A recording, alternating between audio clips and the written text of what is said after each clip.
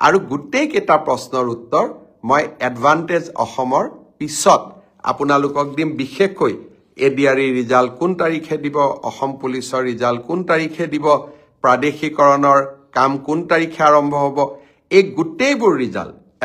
এই গোটেইবোৰ খবৰ গোটেইবোৰ প্ৰশ্নৰ উত্তৰ এডভান্টেজ অসমৰ পিছত দিম এডিআৰই ৰিজাল্ট কেতিয়া দিব মই আপোনালোকক প্ৰতিশ্ৰুতি দিয়া অনুসৰি একেবাৰে মাৰ্চ মাহৰ 7 তাৰিখৰ আগতে আমি এডিআৰই ৰিজাল্ট দিম কিন্তু এডিআৰই ৰিজাল্টৰ কাৰণে আপোনালোকে উৎকণ্ঠিত হৈ থকাৰো কোনো কাৰণ নাই কাৰণ প্ৰত্যেকখন বহি বা ওএমআৰ সিট এনসাৰ কি এটি আপোনালোকৰ হাততে আছে গতিকে সেবাই ৰিজাল্ট দিয়ক বা নিদিয়ক আপোনালোকে নিজেই নিজৰ ফলাফলৰ আকলন এটা কৰিয়েই ল'ব পাৰে যে আমি স্বচ্ছতাৰ মাজেৰে কাম কৰিছো যোৱা পৰহি দিনাখন লোকসেৱা আয়োগত এইবাৰৰ পৰীক্ষাত পাছ কৰা 200 জন যুৱক যুৱতীক চৰকাৰী চাকৰিৰ নিযুক্তি পত্ৰ হাতত তুলি দি মই আকৌ এবাৰ প্ৰাপ্তিৰ আনন্দ অনুভৱ কৰিছিলো এই 200 জন ছাত্ৰ ছাত্ৰীৰ এগৰাকীও মন্ত্ৰী বিধায়কৰ সম্পৰ্কীয় নহয় এগৰাকীও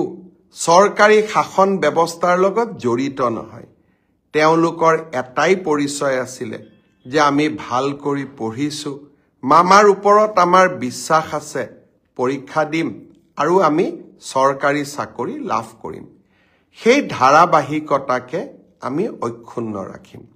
এডিআৰই ৰিজাল্টৰ পিছত লাহেকৈ মাৰ্চ মাহৰ ভিতৰতে আৰু পাৰিলে আৰু আগতে অসম পুলিচৰ পৰীক্ষা আৰু আমাৰ শিক্ষক নিযুক্তিৰ যেটো প্ৰক্ৰিয়া আমি আৰম্ভ কৰিছিলো তাকো আমি আগুৱাই লৈ যাবলৈ চেষ্টা কৰিম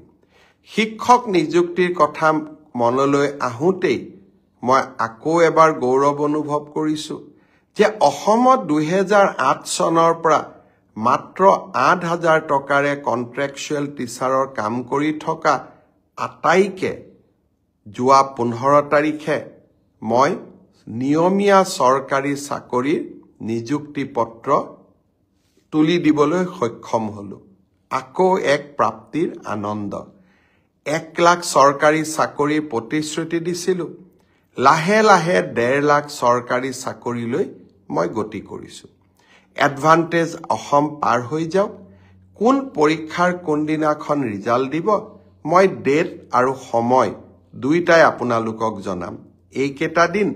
এডভান্টেজ অসমক লৈ ব্যস্ত থাকিম